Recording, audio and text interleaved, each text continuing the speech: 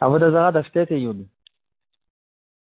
Quelle année nous sommes maintenant depuis la création du monde? On peut demander cette question à chaque enfant. Il saura tout de suite nous répondre. On se trouve dans l'année 5785 depuis Briat Haolam. Et quand même, c'est quelque chose qui n'est pas du tout évident. C'est difficile à remuer et à remettre en question des données tellement de base. Mais on va voir que c'est pas évident. Il y a une grande marloquette là-dessus. Il est très possible qu'on ne se trouve pas dans cette année. Et on va voir que ça a un impact même sur l'année de la Shemitah. Quand est-ce que c'est l'année de la Shemitah? Il y a certains calculs qui ont été faits par les Rishonim et que apparemment pas tout le monde est d'accord de calculer de cette manière-là. On a tous été dans des groupotes et on entend celui qui lit la Ktuva, il dit par exemple Be'echad Be'Shabbat le dimanche, le 19 deuxième Adar de l'année 5785 depuis la création du monde, les minyan shanu monim po, d'après la manière on a l'habitude de compter ici, et on cite la ville dans laquelle on se trouve au moment du mariage. Qu'est-ce que c'est cette phrase que on dit nous sommes telle et telle année en fonction du calcul qu'on a l'habitude de faire ici? Pourquoi? Est-ce qu'il y a des endroits où on calcule d'une autre manière? Est-ce que en Brésil on compte les années depuis la création du monde d'une autre manière, ou bien non? Qu'est-ce que ça veut dire cette phrase? Alors, dans notre sugar, dans la fête à Moudalef, on retrouve des calculs, toutes sortes de calculs que la Gemara elle fait, et que finalement, ce qui sort de cette Gemara, c'est que la destruction du deuxième Beth Amikdash était en l'année 3828 depuis la création du monde. Donc la première donnée qu'il faut savoir, c'est l'année 3828. Ensuite, il y a une Gemara dans la Sechet Erchin qui dit que le deuxième Beth Amikdash a été détruit l'année qui suit l'année de la Shemitah. Donc, il y a le cycle des 7 années de la Shemitah. La 8e année, on va l'appeler, ou plutôt la première année du prochain cycle, c'était ça l'année du Churban Beth Amikdash. Si c'est comme ça, on peut très facilement calculer quelle est l'année de la Shemitah en fonction de l'année du Churban Beth Amikdash. Si on sait que l'année de la destruction du deuxième Beth Amikdash est 3828, alors on peut savoir que l'année 3827, c'était une année de Shemitah. Par contre, on va voir que c'est pas du tout évident. Et il y a deux avis principaux dans les Rishonim. L'avis de Rashi dans notre Gemara, c'est que la destruction du Beth Amikdash était justement entre 3828. Et donc d'après Rashi, 3827, c'était l'année de la Shemitah. Par contre, le Rashbam n'est pas d'accord avec ça. Il se trouve dans Tosfot, dans Amud Bet, et il dit que le Beth Amikdash a été détruit pas en 3828, mais en 3829.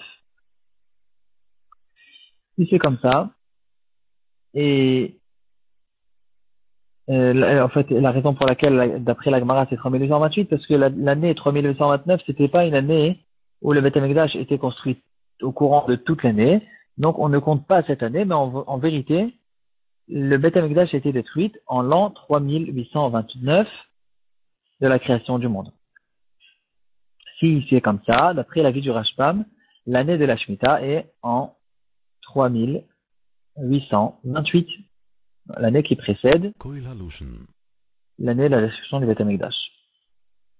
L'avis du Rambam, il est un petit peu comme le Rashbam, mais pas exactement. En fait, c'est un avis intermédiaire entre l'avis de Rashi et l'avis du Rashbam.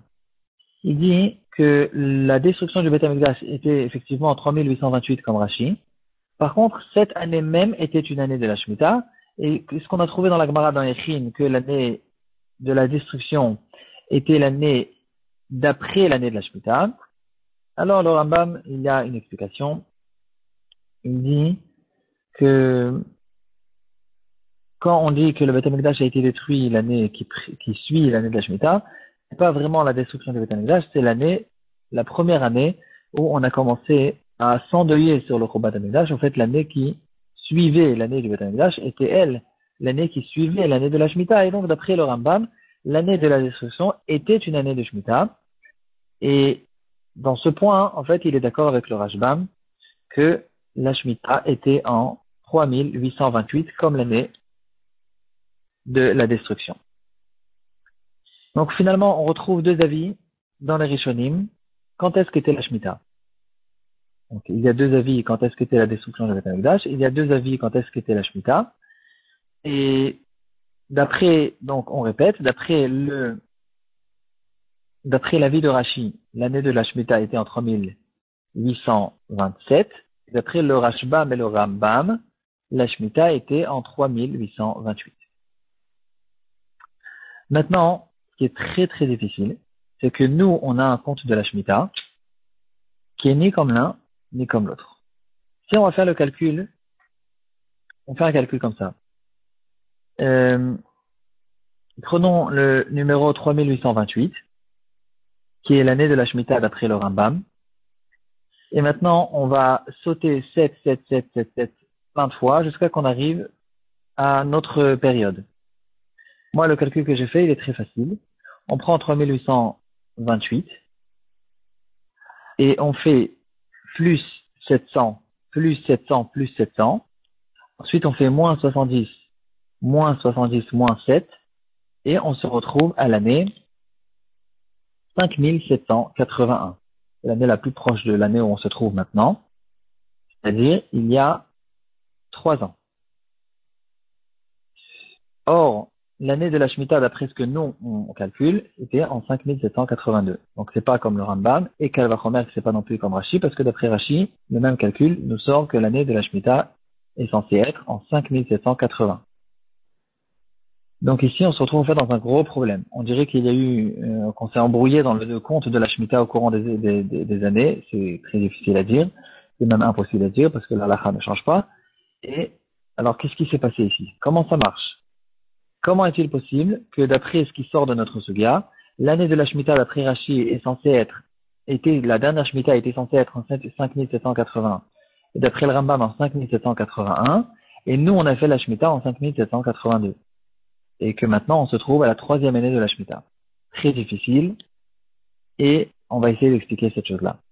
De là, en fait, on en arrive à une autre discussion, qu'il y a comment calculer les années depuis la création du monde. D'abord, il y a une marque dans la Gemara. Est-ce que le monde a été créé en Tishré ou en Nissan? Là-dessus, on tranche la halakha que la création matérielle du monde était en Tishré. Zayom Trilat Maasecha, comme on dit en Rosh Hashanah. Et par contre, le premier Tishré, donc le premier jour de l'année, n'est pas le premier jour de la création du monde. Le premier Tishré, c'est le jour de la création de Adam Rishon, qui était le 6e jour de la création. Donc, c'est-à-dire que 5 jours déjà avant, il y avait déjà la création qui a commencé, le 25 Elul. Ce 25 Elul, est-ce que c'est le 25 Elul de l'année numéro 1, ou bien c'est le 25 Elul de l'année numéro 0? On ne commence pas à compter cette année, c'est une année qui avait que 5 jours. On commence à compter le numéro 1, la première année, qu'à partir du premier Rosh Hashanah. Là-dessus, il y a une marloquette. Le Baal HaMaor, dans notre Suga, il compte les 5 premiers jours de la création comme un an. Et donc Adam Rishon, il est né en la 2e année de la création. D'autres Rishonim ne sont pas d'accord avec ça, et ils disent que ces 5 jours ne sont pas considérés du tout comme une année. La première année, c'est le premier Rosh Hashanah. Maintenant, tout le monde est d'accord que dans notre Gemara, on compte les années le décompte qu'on fait des années de la création du monde à partir du premier Tishré. Et donc, ça c'est clair. Et la discussion, elle reste, est-ce que justement c'est la première année ou la 2e année? Nous, ce qu'on a l'habitude de faire aujourd'hui, c'est de compter la première année, les 5 premiers jours comme un an. Et le premier Rosh Hashanah, en fait, il est considéré la 2e année.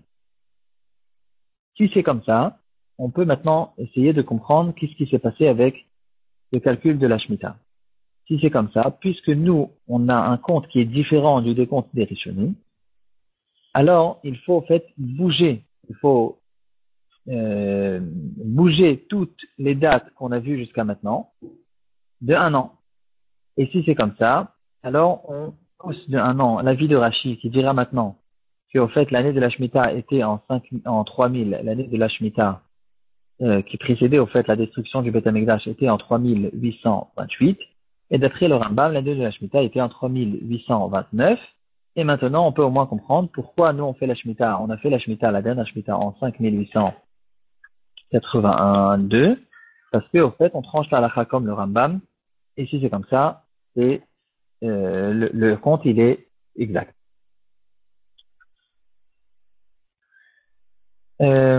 Pourquoi on fait la halakha comme le Rambam? C'est ça d'abord premièrement le minhag depuis toujours, et c'est comme ça en fait la vie de la majorité des poskim qu'il faut faire la halakha comme le Rambam, et c'est comme ça qu'on tranche la halakha pour la Shemitah.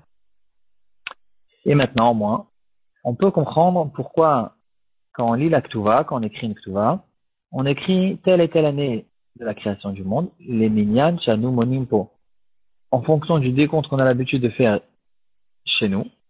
Parce que c'est vrai qu'aujourd'hui, dans le monde entier, on a l'habitude de compter les années de la création de la même manière, mais c'était quelque chose qui n'est pas évident, c'était quelque chose qui était une grande marloquette du temps des Rishonim, et donc, on ne peut pas se permettre, en fait, de dire une année qui n'est peut-être pas vraie d'après certains avis, et peut-être que maintenant, on ne se trouve pas dans l'année 5785, mais 5784. C'est pour ça, d'ailleurs, et donc c'est justement pour ça que dans la Ktuva, on dit les minyan shanu monimpo. Voilà, c'était un peu mathématique, mais au moins c'est des données de base qui nous expliquent pas mal de choses.